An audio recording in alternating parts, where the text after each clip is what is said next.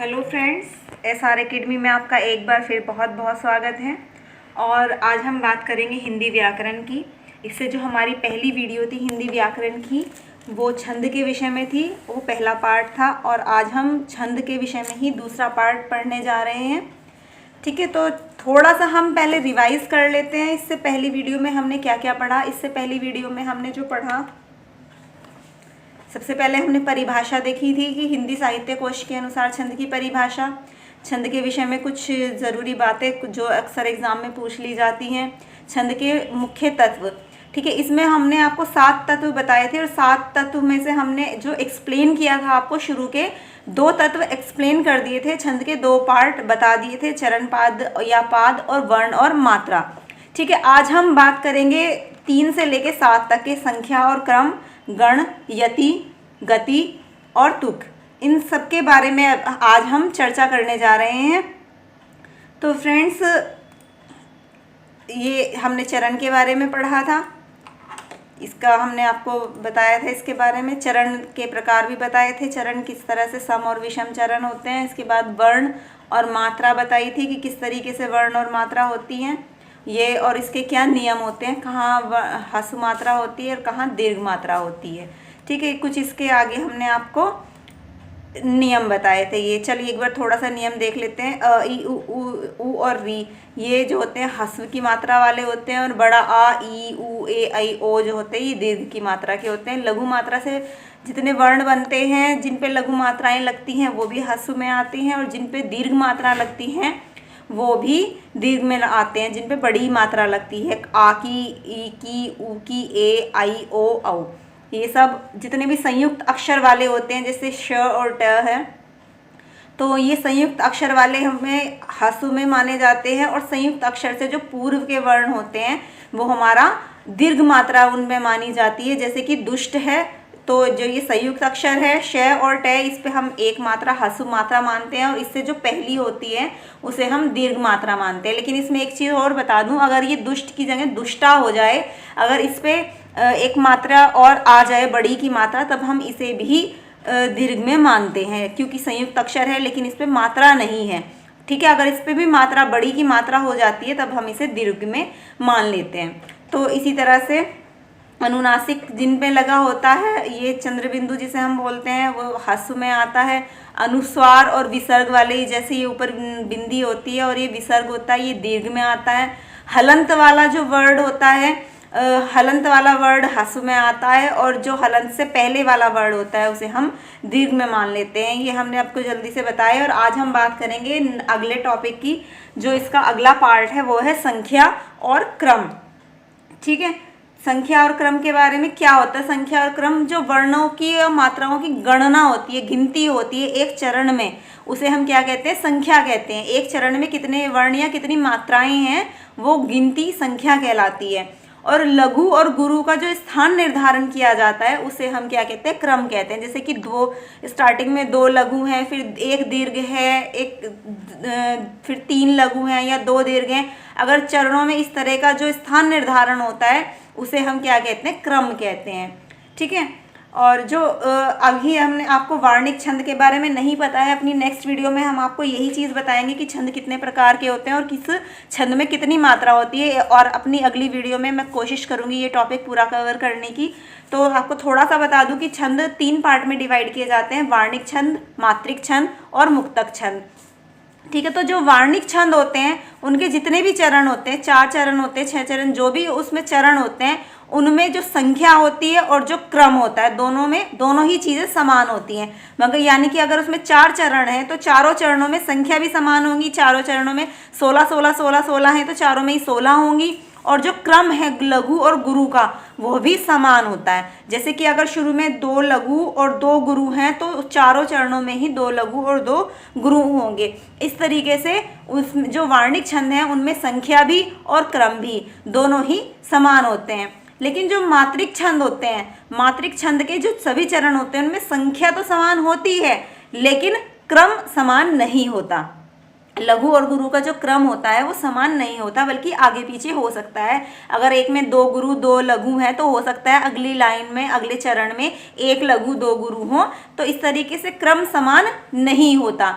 ये इंपॉर्टेंट चीज़ है। जो वार्णिक छंद है उसमें सभी चरणों में संख्या भी और क्रम भी दोनों चीज़ समान होती है, जबकि मात्रिक छंदों में संख्या तो समान होती है हर एक चरण में, लेकिन ये जो क्रम है वर्णों का, लघु और गुरु का जो क्रम है, ये क्रम समान नहीं होता। ठीक है, चलिए आगे देखते हैं। अब आता है गण। गण क्या होते हैं? गण होता है समूह। ठीक है, तो जो हमारे छंद होते हैं इसमें क्या होता है, 3 वर्णों का एक समूह होता है जिन्हें हम गण कहते हैं।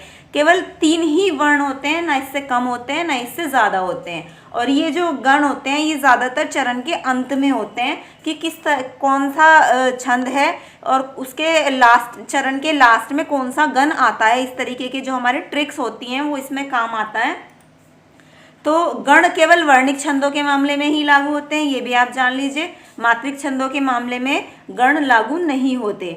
ठीक है, अब हम देख लेते हैं गणों की संख्या कितनी है। गण टोटल 8 हैं। यगन, मगन, तगन, रगन, जगन, भगन, नगन और सगन। इन्हें मैं आपको इजीली याद करने का तरीका भी बताऊंगी। आपको ये लगेगा ये इतनी बड़ी सी टेबल मैडम ने बना के दे दी और इतने सारी इसमें चीज़ें हैं, हम इसे कैसे याद करेंगे, कैसे याद रखेंगे। तो इसे याद करने की एक बहुत आसान मैं आपको ट्रिक यहीं की यहीं बताने वाली हूँ, जिससे कि आप उस सिर्फ छोटे से एक फॉर्मूले को याद करते ही आपको ये पूरी टेबल, पूरी की पूरी टेबल आपको एकदम याद हो जाएगी। ठीक है, तो यगन में क्या होता है? यगन का एग्जाम्पल है यमाता। यानी पहले इसमें सबसे लास्ट के जो 3 वर्ड होते हैं, 3 शब्द होते हैं, 3 वर्ण होते हैं, उनमें एक लघु होगा और 2 दीर्घ होंगे, इसे कहते हैं हम यगन। इसी तरह मगन, इसमें तीनों के तीनों, जैसे इसका एग्जाम्पल दिया हमने मातारा, तो तीनों के तीनों जो वर्ण होते हैं वो दीर्घ होते हैं। तगन, इसमें 2 दीर्घ और 1 लघु, ता रा ज, ता लघु दीर्घ हो गया, रा दीर्घ हो गया और जय क्या सा हो गया, लघु हो गया। रगन, इसका एग्जाम्पल है राज भा, यानी दीर्घ लघु दीर्घ, ये देखिए दीर्घ लघु और दीर्घ। जगन में 1 लघु 1 दीर्घ 1 लघु, इसका एग्जाम्पल है ज भान, ज लघु हो गया, भा दीर्घ हो गया और न क्या हो गया हमारा, लघु हो गया। इसी तरह से भगन है, भगन दीर्घ लघु लघु, भानस, इसका एग्जाम्पल हमने दिया। नगन, इसमें तीनों के तीनों क्या है, लघु है, नसल। सगन में 2 लघु और 1 दीर्घ आ जाता है, इसका एग्जाम्पल हमने दिया सलगा। अब आपको ये टेबल कैसे याद रखनी है, इसके लिए एक छोटा सा मैं एक फॉर्मूला बता रही हूँ। आपको सिर्फ ये एक सूत्र याद करना है, यमाता राज भानस लगा। ठीक है, आप जब इसे 5-4 बार रिपीट करेंगे, यमाता राज भानस लगा, यमाता राज भानस लगा, जब आप इसे 5-4 बार रिपीट करेंगे तो आपको ये बहुत अच्छे से याद हो जाएगा और केवल इसी सूत्र में ये पूरी की पूरी टेबल आपको याद हो जाएगी। वो कैसे? आप ये सोच रहे होंगे अब इस इतने से सूत्र से हमें ये पूरी टेबल कैसे याद हो जाएगी, देखते हैं। देखिए यगन, मगन, फिर ये तगन, रगन, जगन, भगन, नगन और सगन। ठीक है, ये 8 आपके क्या हो गए, गण हो गए। और लास्ट में जो ये ल है और ग है, ये लघु और दीर्घ के लिए आप इसे मान सकते हैं कि ये लघु और दीर्घ के लिए है। ठीक है, तो अब जैसे कि हमारा पहला हो गया यमाता। ठीक है, यगन के लिए हम यहाँ य से उठाएंगे यमाता, यानी कि यगन में क्या होता है, 1 लघु होता है और 2 दीर्घ होते हैं। अब अगर हमें मगन पता करना है, मगन के लिए हम यहाँ से उठाएंगे मातारा, यानी कि तीनों के तीनों क्या हैं, दीर्घ हैं। देखिए मगन में तीनों के तीनों क्या हैं, दीर्घ हैं। इस तरह से मान लीजिए हमें भगन का पता करना है, भगन, तो हम यहाँ से भगन में भा नस, ठीक है, भा न स भय से उठा लेंगे तो 1 दीर्घ हो गया और 2 लघु हो गए। देखिए यहाँ पे 1 दीर्घ है और 2 लघु हैं। रगन का देखते हैं, देखिए रगन, रगन के लिए हम यहाँ रे से ले लेंगे राज भा। ठीक है, तो यहाँ हमारा क्या है, राज भा, 1 दीर्घ है 1 लघु है 1 दीर्घ है। इस तरीके से आप सिर्फ इस सूत्र को याद करने से ये पूरी टेबल और उस 8 के 8 गण अच्छे से याद कर सकते हैं। सगन में देखिए यहाँ से देख लेते हैं, सगन के लिए स ल गा 3 वर्ण हमें उठाने हैं वहाँ से, उसी वर्ण से जब सगन के लिए देखना है तो स से 3 वर्ण लेने हैं और देखना है एक लघु है, एक लघु है और एक दीर्घ है, यानी 2 लघु और एक दीर्घ है, तो 2 लघु और एक दीर्घ आ गया। तो ये आपके 8 के 8 गण हो गए, जिसे आप सिर्फ इस छोटे से एक फॉर्मूले से, एक छोटे से सूत्र से पूरी की पूरी टेबल अच्छे से आप याद कर सकते हैं। आपको और कुछ भी याद करने की ज़रूरत नहीं है, सिर्फ इस सूत्र को एक बार याद करने की ज़रूरत है। चलिए आगे चलते हैं। अब आता है आगे गति। गति क्या होती है? काव्य, जब हम कोई छंद पढ़ते हैं, काव्य को पढ़ते हैं, तो पढ़ने का जो प्रवाह होता है या उसके पढ़ने की जो लय होती है, उस लय को हम क्या कहते हैं? गति कहते हैं। ठीक है, या फिर हम ये भी कह सकते हैं जो पद के पाठ में जो बहाव होता है, जिस बहाव के साथ हम उसे पढ़ते हैं, उस बहाव को ही हम गति कहते हैं। ठीक है, आगे देखते हैं। अब अगला आता है यति। यति या विराम, जिसे हम कहते हैं विराम, यानी क्या होता है? रुकना होता है। छंद में नियमित वर्ण या मात्रा पर सांस लेने के लिए थोड़ा सा रुकना पड़ता है। हम पूरे के पूरे सारे चरणों को एक साथ नहीं पढ़ पाते, इसलिए हम बीच में क्या करते हैं? थोड़ा सा रुक जाते हैं, थोड़ा सा श्वास लेने के लिए रुकते हैं। उसी रुकने का जो स्थान होता है वो यति कहलाता है, या हम जिसे विराम भी कहते हैं। ठीक है, या पद पाठ करते समय गति को तोड़कर जो विश्राम दिया जाता है, जो एकदम हम पूरे 4 चरण या 6 चरण, जितने भी चरण हैं, हम उन्हें एक साथ लगातार नहीं पढ़ सकते, तो उसके बाद में कह लीजिए जहाँ कॉमा लगा होता है, जहाँ पूर्ण विराम लगा होता है, वही क्या होता है? यति या विराम होता है। छोटे छंदों में साधारणतः यति जो होती है चरण के अंत में होती है। जब हम उसे 4 चरणों में अलग अलग लिखते हैं तो क्या होती है? चरण के अंत में यति होती है। लेकिन जब बड़े बड़े छंद होते हैं तो उसमें एक ही चरण में एक से ज़्यादा यति या विराम भी हो सकते हैं। चलिए अगला हमारा जो पॉइंट है वो तुक है। तुक क्या होता है? छंद के चरणों के अंत में जो अक्षर मैत्री होती है, यानी समान स्वर व्यंजन की स्थापना जो होती है, यानी समान उच्चारण वाले शब्दों का जो प्रयोग होता है, जो कि हमारी जो चरण होते हैं उनके अंत में होता है, तो वो हमारा क्या कहलाता है? वो हमारा तुक कहलाता है। ठीक है, कोई भी हम पद रचना पढ़ते हैं तो क्या होता है? लास्ट के जो वर्ण होते हैं वो मिलते जुलते उनका उच्चारण होता है ना। तो बस वो जो मिलता जुलता उच्चारण होता है उसी को हम क्या कहते हैं? उसी को हम तुक कहते हैं।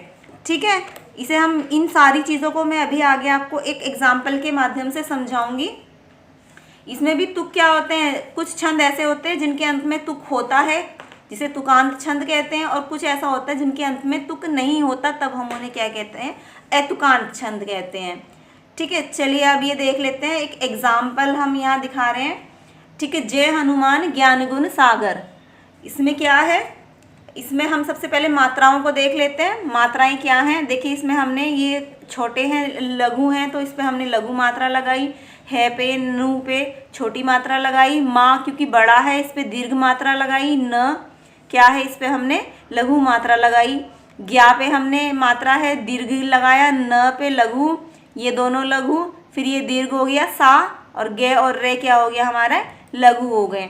इसी तरह से जय कपीस तिहु लोक उजागर, ये हमने पूरा ले लिया। जय हनुमान ज्ञान गुण सागर, जय कपीस तिहु लोक उजागर, रामदूत अतुलित बल धामा, अंजनी पुत्र पवन सुत नामा।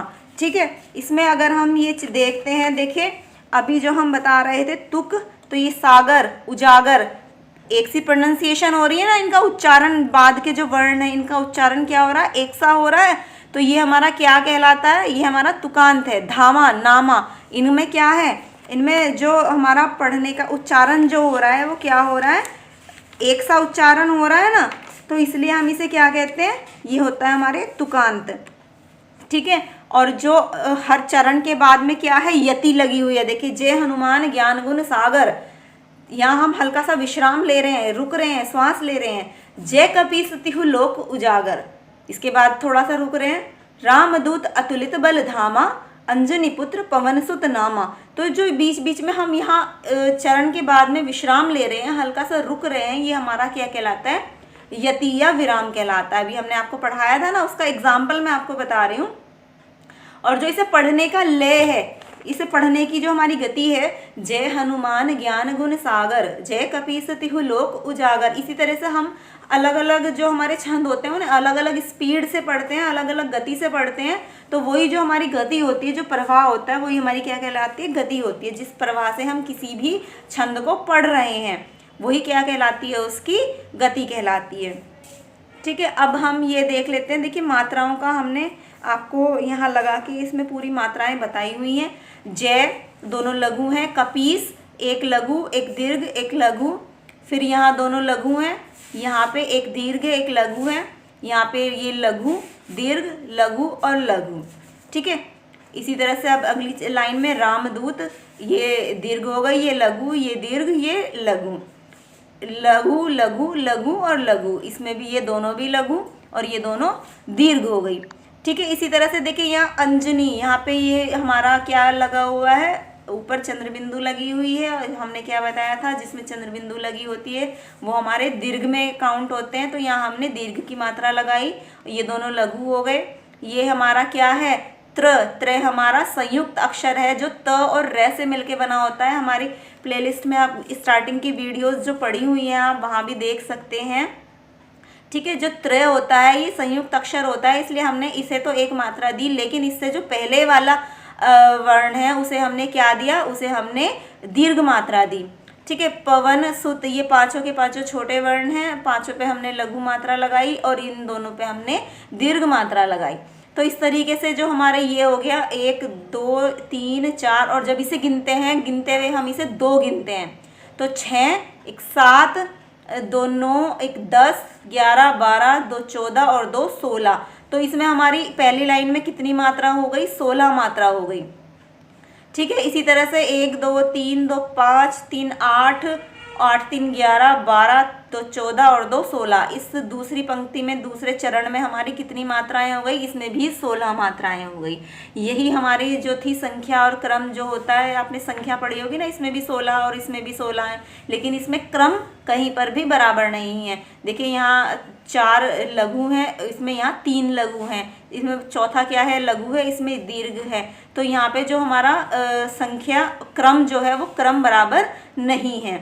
ठीक है, तो ये आपने देखा होगा। इसी तरह से इनमें भी 16 मात्राएं हैं, और ये हमारा क्या हो गया, एक एग्जाम्पल हमने आपको मात्रा लगाने का, और जितने भी इसमें हमने आपको चीज़ें बताई सब चीज़ों को आपको एग्जाम्पल सहित एक्सप्लेन किया। मुझे पूरी उम्मीद है आपको इतनी हमारी वीडियो ज़रूर समझ में आई होगी। ठीक है, और जो हमने इसका पहला पार्ट छंद का डाला हुआ है वो इसमें प्लेलिस्ट में दिया हुआ है, आप वहाँ से हम, अगर आपने पहला पार्ट नहीं देखा है अभी तो पहले पार्ट को देखिए, तभी आपको ये वीडियो समझ आएगी, वरना आपको ये वीडियो समझ नहीं आएगी। और इसके बाद तीसरे पार्ट में मैं पूरी कोशिश करूँगी मैं छंद के पार्ट को पूरा कर दूँ, और हो सके तो आपको इससे संबंधित ट्रिक भी बताऊँ। ठीक है, तो वीडियो देखने के लिए बहुत बहुत धन्यवाद। अगर आप में से किसी ने अभी तक हमारे चैनल को सब्सक्राइब नहीं किया हो तो प्लीज़ इसे सब्सक्राइब कर लें और हमारे वीडियो को लाइक ज़रूर करें। धन्यवाद।